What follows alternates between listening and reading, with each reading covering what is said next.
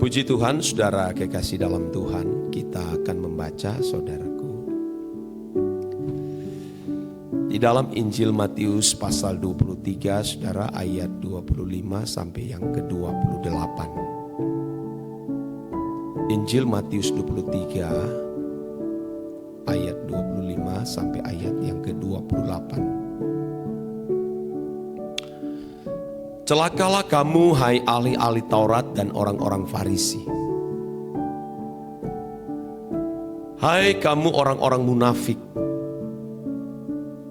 sebab cawan dan pinggan kamu bersihkan sebelah luarnya, tetapi sebelah dalamnya penuh rampasan dan kerakusan. Hai orang Farisi yang buta, bersihkanlah dahulu sebelah dalam cawan itu, maka sebelah luarnya juga akan bersih. Celakalah kamu, hai ahli-ahli Taurat dan orang-orang Farisi, hai kamu orang-orang munafik, sebab kamu sama seperti kuburan yang dilabur putih, yang sebelah luarnya memang bersih tampaknya, tetapi yang sebelah dalamnya penuh tulang belulang dan pelbagai jenis kotoran. Demikian jugalah kamu, di sebelah luar kamu tampaknya benar di mata orang. Kamu tampaknya benar di mata orang, tetapi di sebelah dalam kamu penuh kemunafikan dan kedurjanaan. Saudara, agama bisa membuat orang memiliki moral, manusia menjadi baik, beretika, memiliki kesantunan. Mengapa, saudara? Tentu saya mempelajari di sini, ternyata karena ada hukum yang menjadi ancaman. Tentu saya sedang berbicara mengenai orang-orang Yahudi, khususnya umat perjanjian lama, yang menganut agama Yudaism. Mereka merasa telah memiliki kebaikan, kesantunan moral, tetapi ternyata standarnya adalah standar agama. Mereka melakukan kebaikan, mereka memiliki moral baik, karena ada hukum yang mengancam mereka. Mata ganti mata, gigi ganti gigi.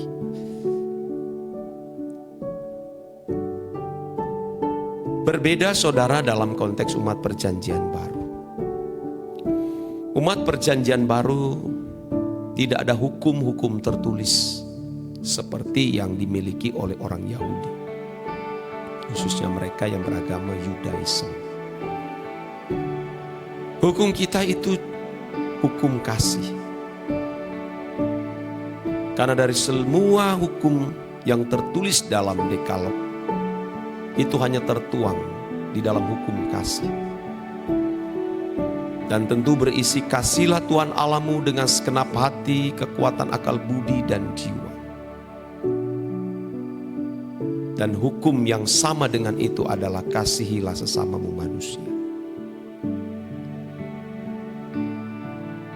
Karena dari kedua hukum itulah tergantung seluruh kitab dan para nabi.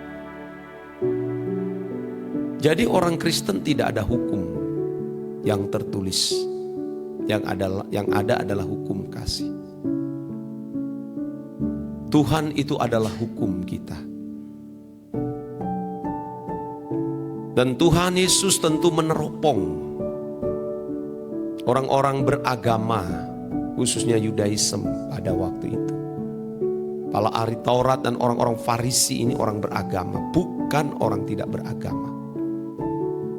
Tapi ternyata, saudaraku, standar moral mereka itu hanya karena diatur oleh agama. Karena ada hukum di dalam yang mengatur hal tersebut. Setelah Tuhan melihat, meneropong batinia mereka, ternyata penuh dengan kerusakan, kebusukan, kemunafikan, saudara. Jadi mereka pintar memanipulasi, menutup kemunafikan mereka dengan jubah keagamaan. Kalau kita orang Kristen, kita bisa pintar menutupi dengan jubah kependetaan, jubah pelayanan. Ini mengerikan, saudara. Mereka merasa sudah benar di mata orang, tapi ternyata, saudara, ketika berdiri di hadapan tahta pengadilan Allah, Allah meneropong mereka dengan cahayanya. Kelihatan semua kerusakan di dalam batin. Tidak ada yang tersembunyi, saudara, karena Allah itu adalah terang. Dia adalah terang, saudara. Tidak ada terang yang ada di dunia ini. Matahari kah, lampu yang diciptakan manusia dengan terang sekian ribu atau miliar terang, tidak bisa menyamakan dengan terang Tuhan. Tidak bisa, saudara. Anda melihat ketika Musa turun dari Gunung Sinai, setelah dia bersama-sama dengan Tuhan, dengan Bapa Elohim Yahweh di atas Gunung Sinai 40 hari, 40 malam lamanya. Turun dengan muka bercahaya, saudara. Sampai orang Yahudi, orang Israel, masyarakat Yahudi pada waktu itu tidak bisa melihat wajah Musa karena cahaya. Benar-benar menyilaukan dan bisa membutakan seperti yang dialami oleh Rasul Paulus ketika berada di Damaskus, hendak membunuh orang-orang Kristen pada abad itu. Sampai mengalami kebutaan. Jadi kita jangan sampai tidak memperkarakan itu. Nah, kita ini, saudara, picik, hati kita licik, saudara. Saya menyampaikan ini tentu melihat diri saya sendiri. Dan betapa beruntungnya Allah mengizinkan segala peristiwa-peristiwa yang menjadi lembaran ujian atau soal-soal ujian di dalam hidup saya dan bagi kita semua. Karena itu menjadi tolak ukur atau indikator apakah kita sudah bersih batinia kita di mata Tuhan atau belum.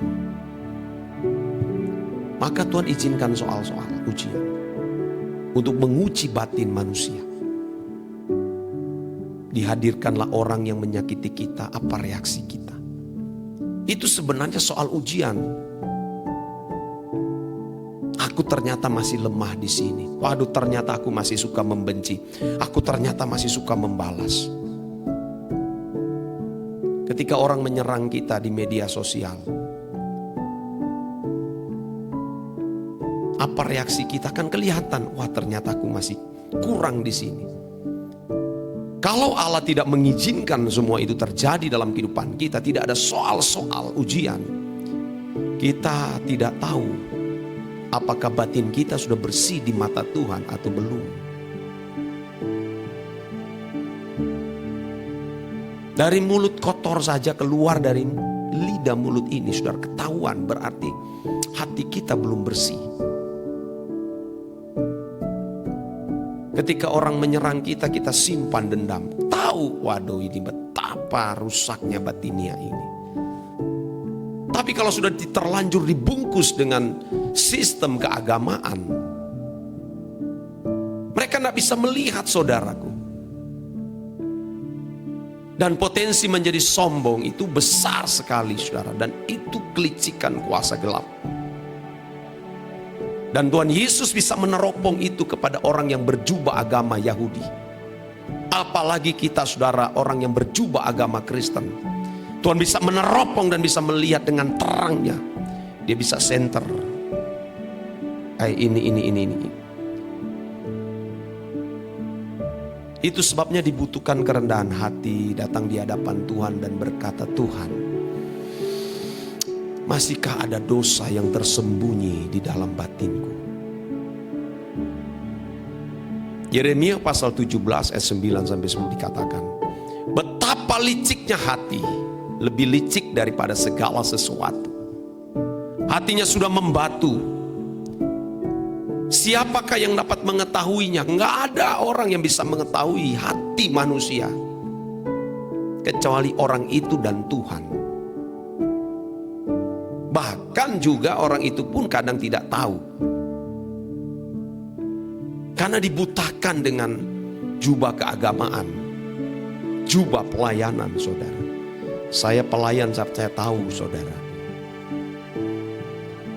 Ayat selanjutnya, aku Tuhan yang menyelidiki hati, yang menguji batin untuk memberi balasan kepada setiap orang setimpal dengan tingkah langkahnya, setimpal dengan hasil perbuatannya. Lebih baik saudara kita memilih Allah menelanjangi kita sejak kita masih di bumi ini, daripada Allah menelanjangi kita di pengadilan. Dan kelihatanlah ketelanjangan kita. Ada ketakutan dan kegentaran ini, saudara. Jadi tujuan gereja, tujuan pelayanan hanya membersihkan ini. Batin, mengolah batin itu setengah mati, saudara. Tidak mudah mengolah batin untuk menjadi bersih di mata Tuhan. Dibutuhkan kerendahan hati, saudara. Apalagi kalau sudah menjadi teolog, dia sudah terlanjur menyandang gelar STH, MTH, doktor, profesor. Waduh, itu memang benar-benar, itu sudah hampir-hampir sulit untuk diupahkan, saudara. Dia merasa sudah benar karena dibungkus dengan pendidikan yang dia raih. Dia lupa kita akan telanjang di mata dia. Dia hanya sibuk membersihkan di bagian luar seperti para ahli Taurat dan orang Farisi. Tapi dia lupa membersihkan bagian dalam. Mesti yang dibersihkan setiap hari itu bagian dalam. Dan itu Tuhan akan izinkan melalui soal-soal kehidupan. Iya, akan diizinkan Tuhan soal-soal itu. Dan akan terlihat batiniah kita. Marah kita, kudus nak marah kita. Pada waktu kita bersosialisasi dengan sesama, perkataan-perkataan kita benar enggak? Itu akan kelihatan, saudara. Itu yang mesti kita perjuangkan dari hari ke hari sebelum terlambat, saudara. Aduh, semua akan terbuka.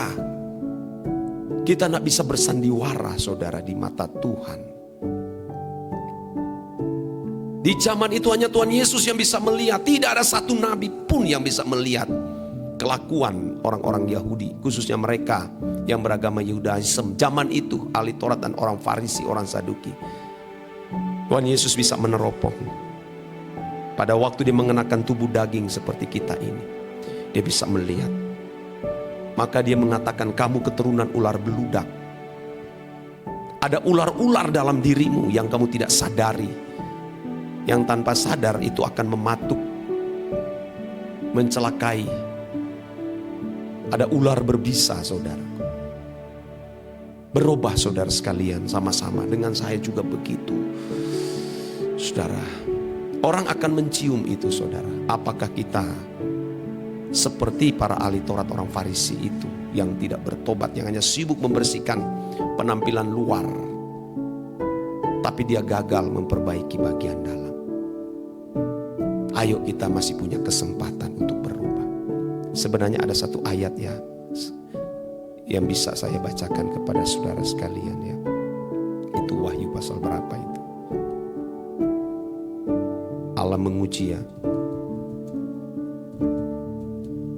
batin.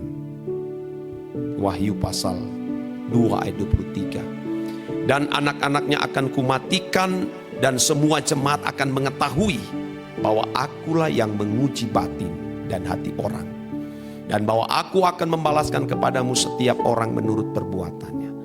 7 jemaat yang ada di Turki lenyap habis, dan itu digenapi oleh Tuhan. Aku akan matikan jemaat ini. Karena dia menyelidiki batin.